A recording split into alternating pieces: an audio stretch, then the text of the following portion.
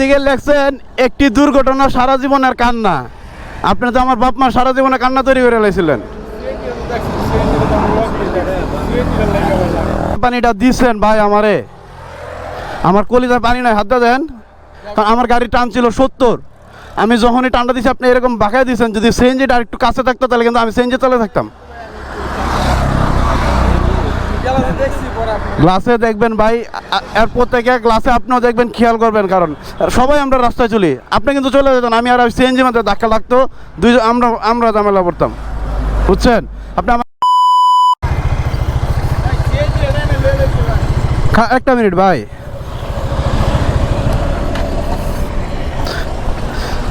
একটু চাপান, এদিকে আসেন উস্তাদ, এদিকে আসেন।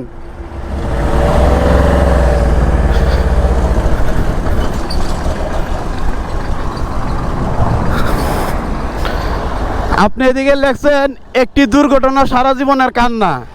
আপনি তো আমার বাপ মা সারা জীবনে কান্না তৈরি করে লাইছিলেন। ভাই সিএনজিটা বামে চাপাইছে ঠিক আছে, কিন্তু আপনি যে চাপানিটা দিচ্ছেন ভাই আমারে, আমার কলিজায় পানি নাই, হাতটা দেন। কারণ আমার গাড়ির টান ছিল 70, আমি যখনই টানটা দিচ্ছি আপনি এরকম বাঁকায় দিচ্ছেন। যদি সিএনজিটা আর একটু কাছে থাকতো তাহলে কিন্তু আমি সিএনজি তলে থাকতাম। গ্লাসে দেখবেন ভাই, এরপর থেকে গ্লাসে আপনিও দেখবেন, খেয়াল করবেন। কারণ সবাই আমরা রাস্তায় চলি, আপনি কিন্তু চলে যেতেন, আমি আর সিএনজি মধ্যে ধাক্কা লাগতো, আমরা ঝামেলা পড়তাম, বুঝছেন? আপনি আমার হাতে দেন, কলিজা কাঁপতেছে। কারণ আপনি তো বড় গাড়ি বাড়ি দিয়েছেন, অর্ধেক চলে আসছেন রাস্তার, অর্ধেক চলে আসাতে আমি একদম চাপে গেছি। সিএনজিটা যদি একটা কাছাকাছি থাকতো তাহলে কিন্তু অ্যাক্সিডেন্ট হয়ে যেত, ঠিক আছে? আর যদি ঘুমে থাকেন, যদি থাকে সারা রাত, যদি কষ্ট করে থাকেন, তাহলে সামনে যা চাটা খায় তারপর, ঠিক আছে ভাই, তাহলে দেখে শুনে চালান। হ্যাঁ, ওফ আল্লাহ। যাই হোক, ভদ্রলোক নিজের ভুলটা বুঝতে পারছে। সব থেকে বড় কথা হচ্ছে কি নিজের ভুল বুঝতে পারা।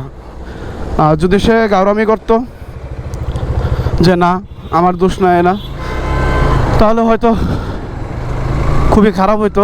আর যেহেতু হচ্ছে কি সে নিজের ভুল বুঝতে পারছে, তাকে কিছু করার নাই। কারণ সবাই মনে করে যে ভাই বাইকারদের দোষ, আপনারা বাইকাররা নির্দোষ না। আমার এর আগের একটা ভিডিওতে একটু অ্যাক্সিডেন্টের প্রবলেম হয়েছিল, তখন বলছিল যে বাইকারদের দোষ, বাইকারের এই প্রবলেম, বাইকাররা ওই প্রবলেম। আমরা রাস্তায় উঠলে সব বাইকাররা হচ্ছে গিয়ে বড় গাড়ির দোষ দেই।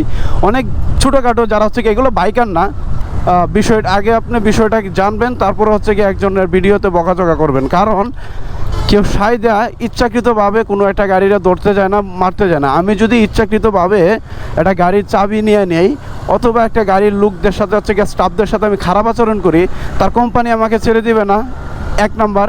দ্বিতীয় কথা হচ্ছে গিয়ে সেও আমাকে রাস্তায় ছেড়ে দিবে না। এইদিকে কেউ পাওয়ার নিয়ে চলে না রাস্তায় আমরা চলি। আমি একজন বাইকার, উনি একজন সিএনজি ড্রাইভার, উনি একজন প্রাইভেট কার ড্রাইভার, উনি বাস ড্রাইভার। আমরা কেউ কারো শত্রু না। তো রাইড করতে হবে রাস্তাঘাটে বুঝে শুনে, মানুষের সাথে সম্পর্ক রাখতে হবে। মানুষের সাথে আমরা ঝগড়া করার জন্য আসি না। আমি যদি প্রতিনিয়ত হচ্ছে গিয়ে প্রত্যেকটা রুটে মানুষের সাথে ঝগড়া শুরু করি, তাহলে একদিন দেখা যাবে মানুষ আমাকে পিষে দিয়ে চলে যাচ্ছে। তো মানুষের সাথে কেউ হচ্ছে গিয়ে ইচ্ছাকৃতভাবে করে না। সব থেকে বড় কথা এটাই বলতে চাই যে মানুষের ভুল বুঝতে পারে না। যেমন মাত্র পিক আপ ড্রাইভার হচ্ছে, উনি মানে আমি গাড়ি থামাইতে উনি বুঝছে যে ওনার ভুলটা, উনি কিন্তু যাইতে হচ্ছে গিয়ে ক্ষমা প্রার্থনা করতেছে। তো যেই ব্যক্তি ক্ষমা প্রার্থনা করে তাকে হচ্ছে কিছু বলার নাই, এটাই বলতে চাই। আবার আপনারা এইদিকে হচ্ছে কি আমার দোষ খুঁজা বের করেন না, আর যদি বের করেন তাহলে করতে পারেন। হয়তো অনেকে বলেন, আরেকটা কথা বলি, হয়তো অনেকে বলে যে ভাই আপনার অ্যাক্সিডেন্টের সময় ভিডিও কই। আরে ভাই ক্যামেরা তো সবসময় অন থাকে না, বুঝছেন? তো এখন যে ক্যামেরা অন ছিল না, তাও আমাকে চাপায় দিছে। এখন আমার অ্যাক্সিডেন্ট হইতেছে, আমি এই মুহূর্তে ক্যামেরাটা অন করব, নাকি আমার ওই অ্যাক্সিডেন্ট থেকে প্রতিরোধ করতে হবে যে কিভাবে আমি এটা থেকে সেফলি বের হইতে পারি? এটা করা উচিত, নাকি হচ্ছে কি আমার এই অ্যাক্সিডেন্টে ভিডিও ধারণ করা উচিত? এটা বলেন ভাই। আমি তো রাস্তায় বের হয়েছি অ্যাক্সিডেন্টের ভিডিও ধারণ করতে না। এটা দেখেন কিছু উদ্ভট লোকজন। তো এই যে উদ্ভটগুলা, এগুলো আজীবনই থাকবে। তো যেটা বলতেছিলাম, আমি তো রাস্তায় বের হয়েছি অ্যাক্সিডেন্টে ভিডিও করার জন্য না। আমি কথা হচ্ছে ভাই, হয়ে যায় যখন, তখন অনেক কিছু রেকর্ড থাকে না। তো এটারও কিন্তু রেকর্ড ছিল না, ওই ড্রাইভার কিন্তু যাওয়ার সাথে সাথে বুঝতে পারছে।